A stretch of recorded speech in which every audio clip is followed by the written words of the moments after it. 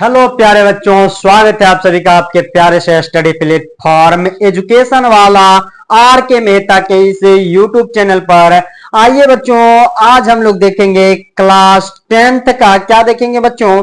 तो class 10th का हम लोग ज्योग्राफी को देखेंगे और बहुत ही शानदार और जानदार तरीके से आज के लेक्चर को हम लोग क्या करेंगे तो कंटिन्यू करेंगे प्यारे बच्चों। तो आइएगा, सीखिएगा, समझिएगा, अपने माता पिता के और अपने सपने को पूरा करने के लिए प्रयास कीजिएगा बच्चों।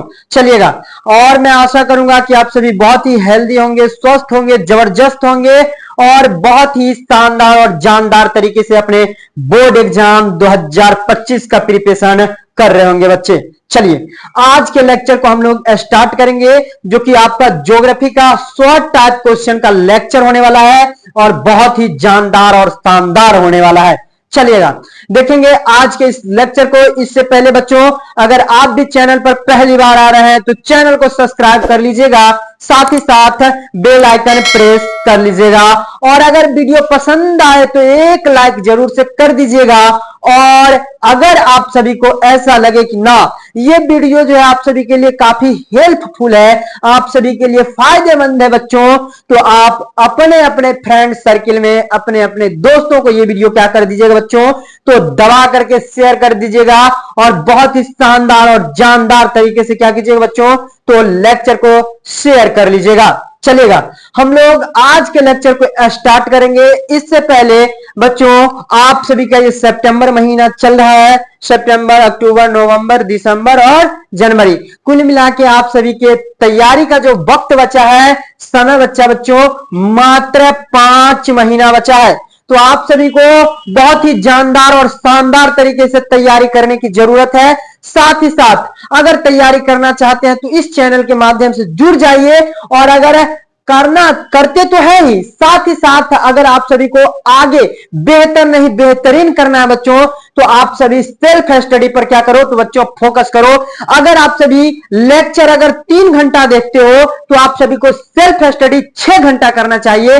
अगर आप सभी ऑफलाइन में क्लास 3 घंटा करते हो तो आप सभी को अगर टॉपर बनना है, बीएसईबी 2025 में अपना परचम लहराना है, तो आप सभी को सेल्फ स्टडी पर कम से कम जितना देर आप लोग क्या करते हो तो आप टीचर से पढ़ते हो उससे 2 गुना, कितना, अगर 3 घंटा आप लोग क्या करते हो तो लेक्चर देखते हो या फिर ऑफलाइन में पढ़ाई करते हो, तो उससे 2 गुना क्या करना आप सभी को तो सेल्फ स्टडी पर बच्चों फोकस करना है। साथ ही साथ आप सभी को वही बच्चा सफल हो सकता है जो बच्चा किताब को पूरा पूरा पढ़े, है ना, लेक्चर देखे, क्या करे, ऑफलाइन क्लास करे, मतलब टीचर से भी पढ़े, सेल्फ स्टडी भी करे, बुक जो आता है सारा का सारा बुक कवर करे। साथ ही साथ अगर आप सभी परचम लहराना चाहते हैं तो क्वेश्चन बैंक को एकदम जानदार और शानदार तरीके से पूरा क्या करना है, कंप्लीट करना है बच्चों। और साथ ही साथ अंत के महीने में जब आप सभी का मॉडल पेपर आएगा तो उसको भी शानदार और जानदार तरीके से करना है। आप तब जाके आप सभी का क्या होगा तो 100 to 100% तैयारी हो पाएगी। तो आज से ही आप सभी क्या कीजिएगा, क्वेश्चन बैंक को भी बनाने का बच्चों जरूर प्रयास कीजिएगा। चलिएगा, अब हम लोग चलेंगे अपने अपने स्क्रीन पे और देखेंगे कि आप सभी को अगर बिहार बोर्ड में टॉपर बनना है, टॉपर बनना बच्चों, तो इस संस्थान के माध्यम से, इस क्या तो चैनल के माध्यम से, इस प्लेटफॉर्म के माध्यम से बच्चों जरूर जुड़ जाइएगा, क्योंकि कई साल से लगभग 2019 से क्या बच्चों, तो लगभग 2019 से इस संस्थान से ऑफलाइन में पढ़ने वाले बच्चे लगातार 4-5 बच्चे प्रति साल कहां जाते हैं तो टॉपर वेरिफिकेशन में जाते ही जाते हैं। और लगभग ये संस्थान जो है ऑफलाइन में आप सभी का 26 वर्षों से तहलका मचाने के बाद 2024 में ऑनलाइन में भी आप सभी को सेवा प्रोवाइड करवाने के लिए उपलब्ध है बच्चों। तो इस चैनल पर अगर पहली बार आ रहे हैं तो जरूर से जरूर सब्सक्राइब कीजिएगा, साथ ही साथ वीडियो और लेक्चर को शेयर करते रहिएगा। चलिएगा साथियों, हम लोग देखेंगे अपने पहले प्रश्न को, जो कि बहुत ही शानदार और जानदार प्रश्न होने वाला है। और यह प्रश्न जो है बच्चों आप सभी का 2018 में पूछा जा चुका है। चलेगा, एकदम शानदार और जानदार तरीके से हम लोग क्या करेंगे बच्चों, तो प्रश्नों को करेंगे। बिल्कुल भी टेंशन लेने की जरूरत नहीं है और आराम से सीखने की जरूरत है। क्या करने की बच्चों जरूरत है? सीखने की जरूरत है, समझने की जरूरत है। अगर आप सभी को कहीं पर भी थोड़ा सा भी डाउट रहे बच्चों, अगर थोड़ा सा भी आप सभी को कंफ्यूजन रहे तो आप सभी कमेंट में जरूर बताइएगा, कमेंट में जरूर पूछिएगा। चलिएगा बच्चों, आपका पहला प्रश्न है, वन के पर्यावरणीय महत्व का वर्णन कीजिए। बच्चों कहने का अर्थ यह है कि हमारे पर्यावरण में ये पेड़ पौधे जो है, ये वन जो है, इसका क्या महत्व है बच्चों, इसके बारे में आप सभी को वर्णन करना है, इसके बारे में आप सभी को बताना है।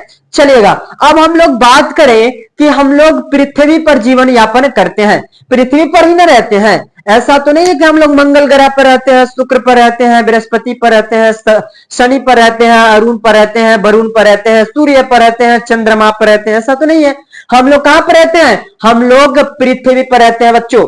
अगर बात किया जाए कि पृथ्वी पर तो रहते हैं, पृथ्वी पर जीवन यापन करने के लिए हम सभी को ऑक्सीजन चाहिए ही चाहिए। बगैर ऑक्सीजन के हम लोग क्या नहीं कर सकते? तो हम लोग जीवन यापन बच्चों नहीं कर सकते।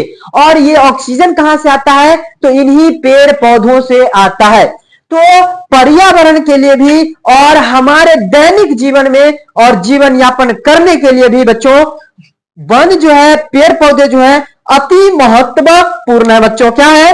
अति महत्वपूर्ण है। इसी के साथ अगर हम लोग देखें तो वन एवं वन्य प्राणी मानव जीवन के प्रमुख हमसफर हैं। कहने का अर्थ यह है बच्चों कि वन एवं वन्य प्राणी, वन तो है ही हमारा हमसफर, इसके बगैर हम लोग अपने जीवन का सफर पूरा नहीं कर सकते वन के बगैर। साथ ही साथ वन में जो भी पशु पक्षी पाए जाते हैं वो भी हमारे लिए क्या है? लाभदायक है। हमारे पर्यावरण को सुरक्षित और प्रदूषित होने से क्या करता है? बचाता है। मतलब सुरक्षित करता है और प्रदूषित होने से बचाता है। चलिएगा बच्चों, आगे देखेंगे हम लोग। वन पृथ्वी के लिए सुरक्षा कवच जैसा है। वन जो है पृथ्वी के लिए क्या है? सुरक्षा कवच जैसा है। अगर पृथ्वी पर वन ना हो तो ऑक्सीजन बिल्कुल भी हम लोगों को नहीं मिलेगा। और अगर ऑक्सीजन नहीं रहेगा बच्चों तो हम लोग इस ग्रह पर, इस पृथ्वी पर हम लोग नहीं रहेंगे। और जब नहीं रहेंगे तो ये पृथ्वी किस काम का? जैसे अभी मंगल ग्रह है, बुध ग्रह है, उससे हम लोग अभी क्या फायदा उठा रहे हैं? कुछ फायदा नहीं ले पा रहे हैं। उसका अभी क्या प्रोसेस चल रहा है, उसका लगातार आविष्कार और खोज हो रहा है। अगर अदर ग्रह पर, अगर दूसरे अन्य ग्रह पर भी अगर जीवन संभव हो तो हम लोग, जनसंख्याएं इतनी अधिक बढ़ रही है कि हम लोग वहां भी जाने का प्रयास करेंगे। वर्तमान समय में हम लोग पृथ्वी पर अगर रह रहे हैं तो इसका सुरक्षा करने की जरूरत है, नहीं तो बच्चों हमारा पर्यावरण जो है इसका संतुलन बिगड़ सकता है। और जब पर्यावरण का संतुलन बिगड़ेगा तो हम लोग खसारे में चले जाएंगे, हम लोग बर्बाद हो जाएंगे, हम लोग मिट जाएंगे बच्चों। चलिएगा आगे देखिएगा। वन प्राकृतिक संसाधन है। वन क्या बच्चों? तो वन एक प्राकृतिक संसाधन है। कहने का अर्थ यह है कि अपने दरवाजे पे, अपने महल में अगर आप पेड़ पौधे लगा लेते हो, एक है ना फुलवारी टाइप का, तो इससे आपका जीवन नहीं चलने वाला है। अमेजन का जो जंगल है, इस तरह के बड़े बड़े वन से, बड़े बड़े वन क्षेत्र से हम सभी का जीवन संभव हो पाता है। तो ये सभी के सभी क्या है? आप सभी का प्राकृतिक संसाधन है। समझ में आ रहा बच्चों? प्राकृतिक संसाधन है। मानव को जीवन यापन करने के लिए उसे ऑक्सीजन की आवश्यकता होती है बच्चों। बगैर ऑक्सीजन के हम लोग जीवन यापन कर ही नहीं सकते। ऑक्सीजन की आवश्यकता होती है, ऑक्सीजन की जरूरत होती है, जो वन से ही प्राप्त होता है। और हम सभी को क्या ऑक्सीजन कहीं दूसरे जगह से प्राप्त नहीं होता। हम लोग कहां से प्राप्त करते हैं? तो वन यानी कि पेड़ पौधों से ही प्राप्त करते हैं। पर्यावरण को प्रदूषित करने वाले गैस जो है, कौन नाम है उसका? कार्बन डाइऑक्साइड, मतलब CO2। इसको क्या करता है? तो पेड़ पौधे जो है अपने अंदर समा लेता है, अपनी ओर क्या करता है? आकर्षित कर लेता है, ग्रहण कर लेता है बच्चों। साथ ही साथ जिससे क्या होता है? तो पर्यावरण प्रदूषित होने से बच जाता है। हम लोग क्या करते हैं बच्चों? तो कार्बन डाइऑक्साइड छोड़ते हैं और ऑक्सीजन लेते हैं, है ना, जिसके कारण अगर पर्यावरण से ऑक्सीजन मिले हम लोगों को और कार्बन डाइऑक्साइड पेड़ पौधे न ले, फिर भी हम लोग मर सकते हैं। तो ये दोनों काम करता है, एक तरफ पेड़ पौधा हम लोगों को देता भी है जीवन, और जितने भी हानिकारक गैस है जैसे कि आपका कार्बन डाइऑक्साइड उसको अपनी ओर ले लेता है, ग्रहण कर लेता है, जिससे पर्यावरण का संतुलन बच्चों बना रहता है। चलिएगा अब हम लोग देखेंगे अपने नेक्स्ट प्रश्न को, चलिएगा देखेंगे, और मैं आशा करूंगा कि बहुत ही शानदार और जानदार तरीके से ये प्रश्न आप सभी को समझ में आ गया होगा बच्चों। चलिएगा नेक्स्ट प्रश्न आपका निकल के आएगा बच्चों, क्या आएगा बच्चों, क्या, तो अगला आपका प्रश्न है झारखंड के दो कोयला क्षेत्र का नाम लिखिए बच्चों। क्या बोला गया है, तो झारखंड के 2 कोयला क्षेत्रों का नाम लिखना है। तो बच्चों आप सभी को मैं बता दूं कि झारखंड राज्य जो बना था, यह बना था 15 नवंबर सन 2000 ईस्वी को बच्चों। कब बना है झारखंड, तो आपका 15 नवंबर सन 2000 ईस्वी को बिहार से कटकर झारखंड बना है। और यहाँ पर कई सारे प्राकृतिक संसाधन मौजूद हैं, कहां पर, झारखंड में, जैसे कि आपका कोयला क्षेत्र हो गया, और भारत में कोयला के मामले में आपका झारखंड जो है काफी धनवान है बच्चों, क्या है, धनवान है। और इसी कोयला क्षेत्र का आप सभी को मात्र 2 ऐसा क्षेत्र का नाम बताना है इस प्रश्न के अकॉर्डिंग, जहां पर क्या पाया जाता है, तो कोयला पाया जाता है। इसी के सिलसिले में, इसी विषय में हम लोग चर्चा करेंगे। बस आप लोग समझने का प्रयास कीजिएगा, आप लोग सीखने का प्रयास कीजिएगा बच्चों। चलिएगा देखिएगा, झारखंड क्या है, तो भारत का सबसे बड़ा कोयला उत्पादक राज्य है। झारखंड भारत का सबसे बड़ा कोयला उत्पादक राज्य है। कोयला खनन मतलब कोयला मान लो ये पृथ्वी के गर्भ में छुपा हुआ है, पृथ्वी के अंदर समाया हुआ है। इसको हम लोगों को कोयला कैसे निकालेंगे, ये कोयला जो यहाँ पड़ा हुआ है इसको हम लोग कैसे निकालेंगे, तो इसका खनन करके, इसका खुदाई करके। यही बोला गया बच्चों आप सभी का कि कोयला खनन झारखंड की अर्थव्यवस्था का क्या है, आधार रहा है। मतलब कोयला जो है झारखंड की अर्थव्यवस्था का आधार रहा है। वहां के गवर्नमेंट जो है, वहां की सरकार जो है इस क्षेत्र से काफी इनकम प्राप्त करती है, काफी क्या करती है, तो पैसा प्राप्त करती है बच्चों। चलिए आगे देखिएगा, हाल के वर्षों में, मतलब हाल ही के वर्षों में झारखंड में कोयला का उत्पादन लगातार बढ़ा है। मतलब धीरे धीरे बच्चों क्या होता जा रहा है, तो झारखंड में कोयला का उत्पादक जो है बच्चों बढ़ता जा रहा है। और सन 2022 ईस्वी में यह बताया गया है, एक आंकड़ा यहां पर आप सभी को दिया गया है सन 2022 ईस्वी का, कि 160 मिलियन टन से ज्यादा यहां पर क्या उत्पादन हुआ है, तो कोयले का बच्चों उत्पादन किया गया है, जो कि भारत के लिए भी और झारखंड राज्य के लिए भी काफी अच्छा माना जाता है बच्चों। अगर बात किया जाए कोयला का, तो कोयला मुख्यतः बच्चों 4 प्रकार का होता है। सबसे अच्छा, सबसे बेटर जो आपका कोयला होता है वह होता है एंथ्रासाइट, लिग्नाइट और बिटुमिनस पिट। सबसे अच्छा आपका एंथ्रासाइट, सबसे घटिया पिट। बस यही दोनों को याद रखना है, और नाम में 4 याद रख सकते हो आप सभी का, एंथ्रासाइट, लिग्नाइट, बिटुमिनस और पिट। ये 4 बातों को याद रखना है जो कि कोयले के प्रकार में गिना जाता है बच्चों। तो अब हम लोग देखेंगे, इतना सारा डाटा तो अर्जन कर लिए, हम लोग इकट्ठा कर लिए बच्चों। अब हम लोग देखेंगे प्यारे बच्चों, झारखंड के 2 जो आपका कोयला उत्पादक क्षेत्र, इसके बारे में बच्चों हम लोग देखेंगे। चलिएगा, पहला आएगा बच्चों आपका गिरिडीह, क्या, सॉरी, आप सभी का पहला जो आएगा ये आ जाएगा बच्चों झरिया। क्या आएगा बच्चों, झरिया। दूसरा जो आएगा बच्चों वो आएगा आपका गिरिडीह। कौन सा स्थल बच्चों, गिरिडीह। ये सारे के सारे झारखंड के क्या है, एक ऐसे स्थल है जहां पर बच्चों कोयला का बेहतर उत्पादन किया जाता है।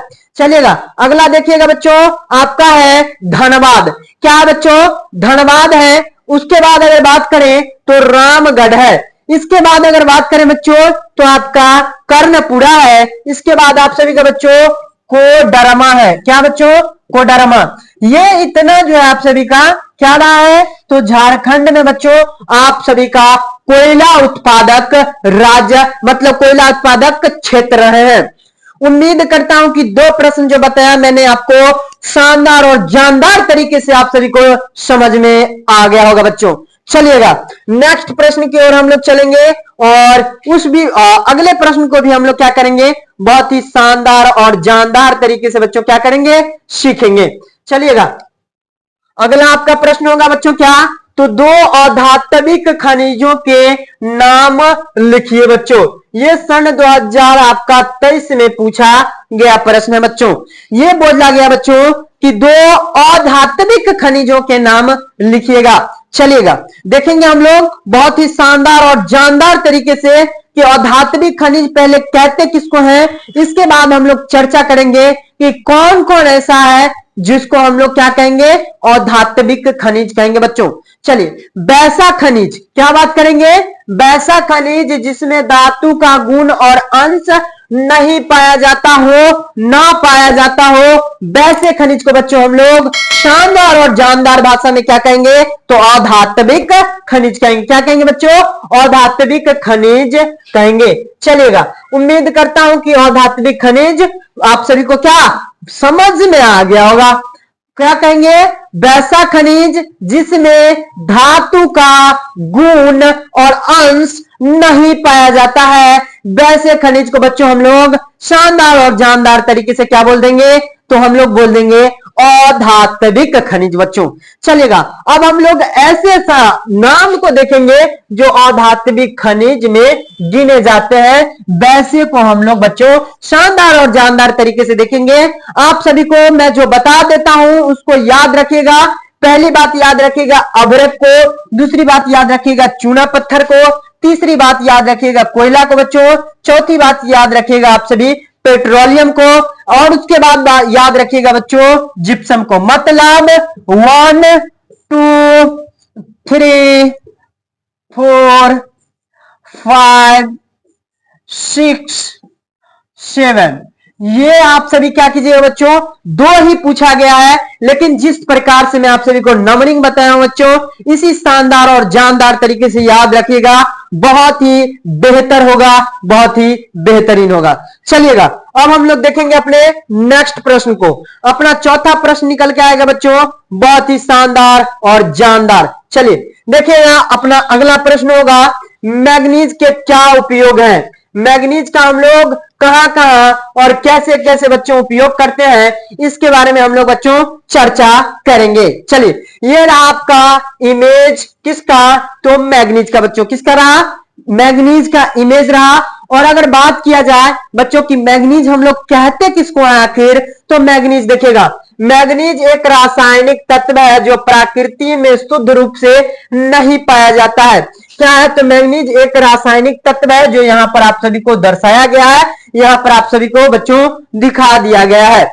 अगर बात किया जाए मैग्नीज के बारे में, तो मैग्नीज एक रासायनिक पदार्थ होता है, एक रासायनिक तत्व होता है जो हमारे प्रकृति में, हमारे पर्यावरण में, हमारे पृथ्वी में, हमारे पृथ्वी के गर्भ में क्या है, तो छुपा हुआ है बच्चों, और शुद्ध रूप से नहीं छुपा हुआ है। इसमें इस्पात का, अभ्रक का और कई सारे तत्वों का क्या होता है, मिश्रण होता है, जिसको हम लोग पृथ्वी के गर्भ से निकाल करके फिर से इसको हम लोग फ्रेश करते हैं, तब जाकर के क्या करते हैं बच्चों, बहुत ही शानदार और जानदार तरीके से हम लोग इसका इस्तेमाल अपने जीवन में करते हैं।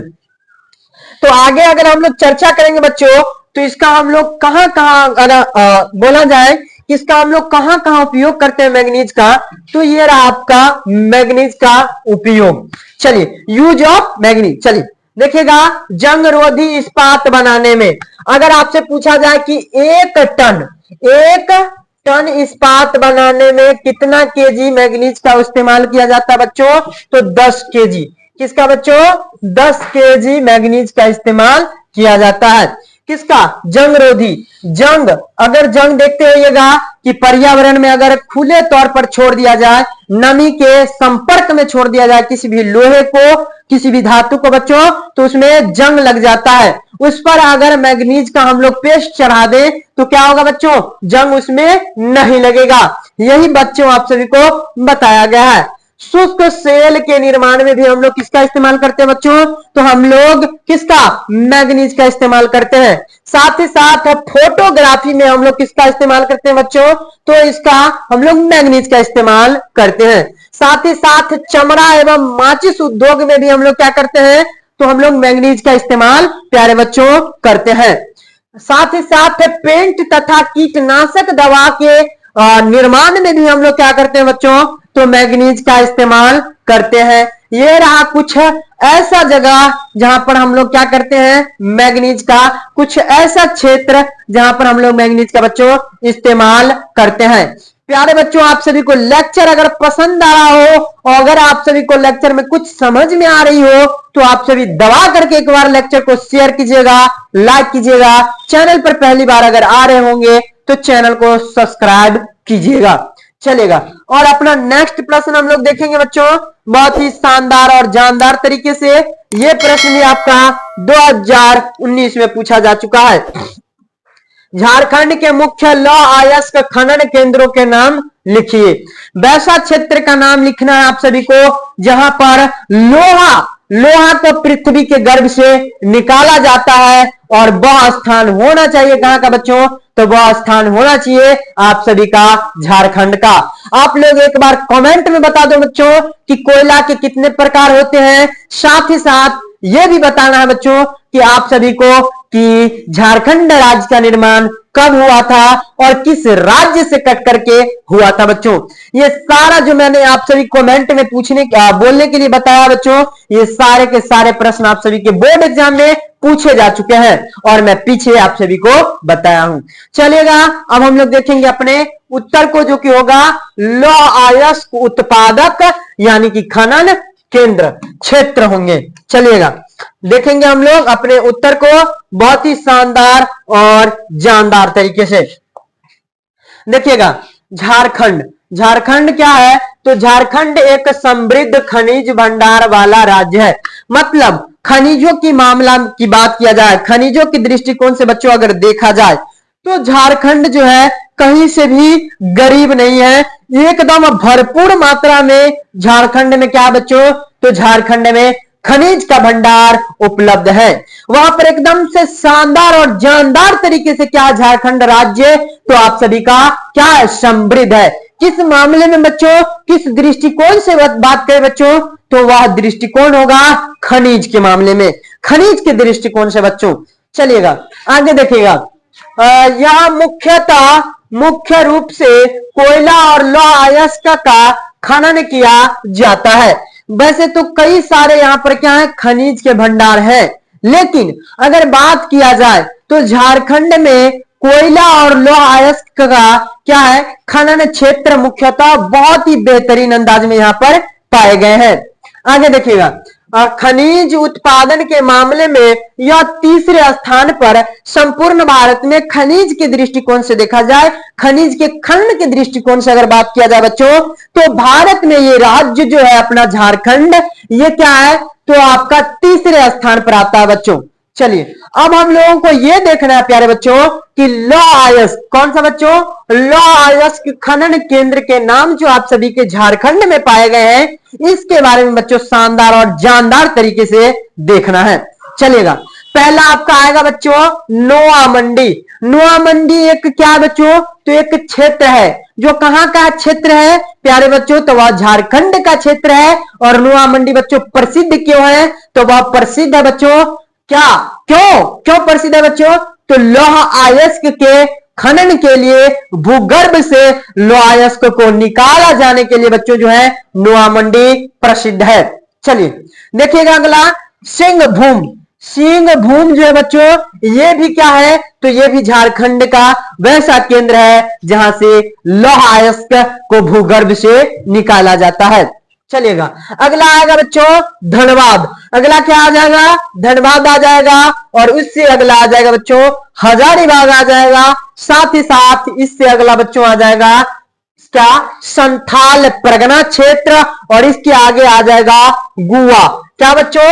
गोवा नहीं बच्चों, ये आपका ये गोवा एक अलग राज्य है, लेकिन यहां पर देखिएगा आप लोग, यहां पर आपको गोवा लिखा, क्या? गोवा लिखा गया है। भूवा, ये लिखा गया है। समझ में आ रहा होगा आप सभी को। और अगला जो आपका क्षेत्र है बच्चों, वो आपका जामदा। क्या बच्चों? जामदा है। तो ये रहे कुल आपके कई सारे ऐसे क्षेत्र जो झारखंड में स्थित है, और वहां से क्या होता है बच्चों? तो वहां से लौह अयस्क उत्पादन होता है। भूमि से, भूगर्भ से लोहे के अयस्क को, लौह अयस्क को निकाला जाता है, खनन किया जाता है प्यारे बच्चों। और इसी आशा और उम्मीद के साथ हम लोग आगे बढ़ते हैं। और आज का ये 5 क्या रहा प्रश्न रहा, आप सभी को बहुत ही शानदार और जानदार तरीके से समझ में आया होगा और लेक्चर पसंद आया होगा, ऐसा मैं क्या करता हूं, तो आप सभी से आशा और उम्मीद करता हूं। इसका पीडीएफ जो है बच्चों आप सभी को फ्री ऑफ कॉस्ट मिल जाएगा, वह भी हमारे टेलीग्राम व्हाट्सएप ग्रुप पर मिल जाएगा प्यारे बच्चों। चलेगा, आगे बढ़ेंगे हम लोग। अब मिलेंगे हम लोग नेक्स्ट लेक्चर में नेक्स्ट टॉपिक के साथ। तब तक के लिए प्यारे बच्चों बेस्ट ऑफ लक। और आप सभी अगर चैनल पर पहली बार आ रहे हो तो ये दोनों जो आप सभी को दिख रहे हैं, इन दोनों चैनलों को आप सभी को सपोर्ट करना है, सब्सक्राइब करना है। चलेगा, मिलेंगे हम लोग नेक्स्ट लेक्चर में, नेक्स्ट क्लास में, नेक्स्ट टॉपिक के साथ। तब तक के लिए बेस्ट ऑफ लक। जय हिंद, जय भारत।